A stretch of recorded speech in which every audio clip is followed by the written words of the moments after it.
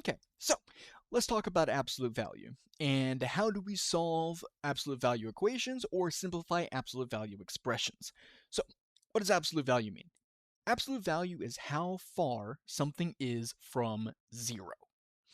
So, whenever we look at something like 7, we can think that this is 7 away from 0. Whenever we look at -7, this is also a distance of 7 away from 0, just in the negative direction.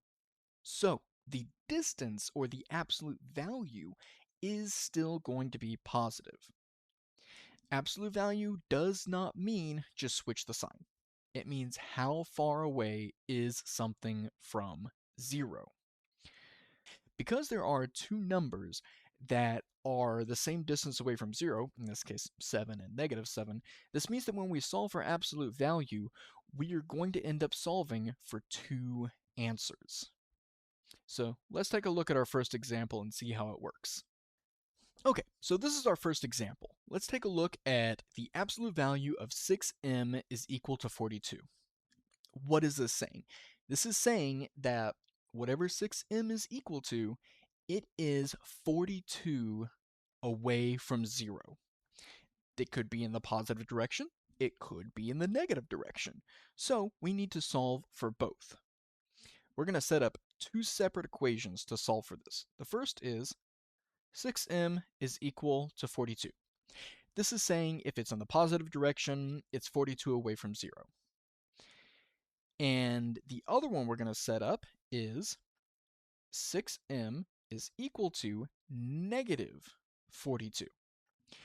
This is because -42 is still a distance of 42 away from 0.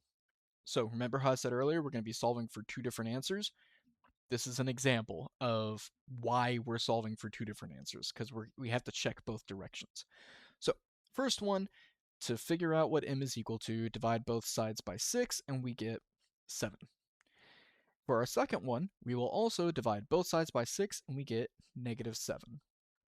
These are both our correct answers, and we're going to write them as a set, -7 and 7. And that is our final answer. Okay, so let's take a look at our second example. The absolute value of k minus 10 is equal to 3.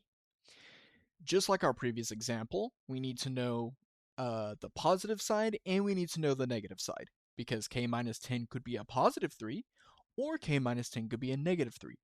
Both of those are 3 away from 0 and would give us a value of 3.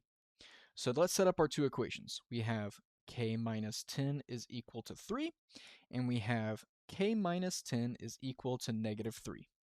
Solving for both of these, add 10 to both sides. K is equal to 13. Add 10 to both sides, and we have k is equal to 7. As always, we need to write our answers as a set in curly brackets.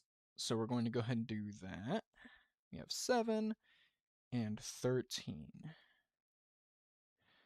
And there we go. That's our solution. Okay, so remember how when we were solving multi-step equations, we worked on isolating the variable.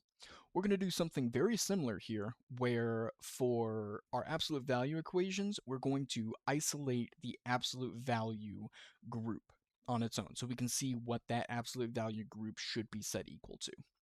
So in this case, we're trying to isolate this absolute value of x minus 5. So to do that, multiply both sides by 8, and we will have the absolute value of x minus 5 is equal to 40.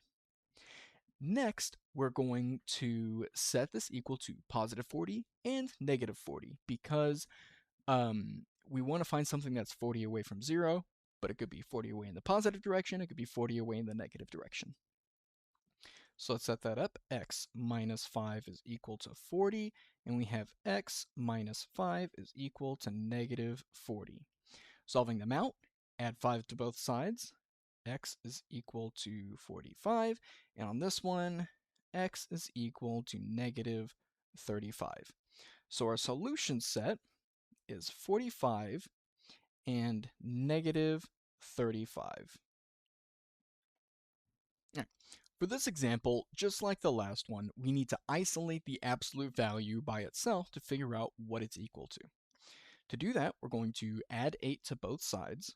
We'll have the absolute value of x over 7 is equal to positive 1. This means that whatever x divided by 7 is 1 away from 0. We don't know if it's positive, don't know if it's negative, so we need to solve for both. We're going to have x divided by 7 is equal to positive 1, and x divided by 7 is equal to negative 1. To solve for x, multiply both sides by 7, and now we have x is equal to 7, and x is equal to negative 7. So our solution set is going to be 7 and negative 7. One note before the video ends. If you come across an equation where you have your absolute value equaling a negative, there is no solution to those equations because absolute value cannot be negative. An example of this would be if you had absolute value of x plus 3 is equal to negative 2. You might try to go out and solve this equation by setting it, say, x plus 3 is equal to 2, and x plus 3 is equal to negative 2.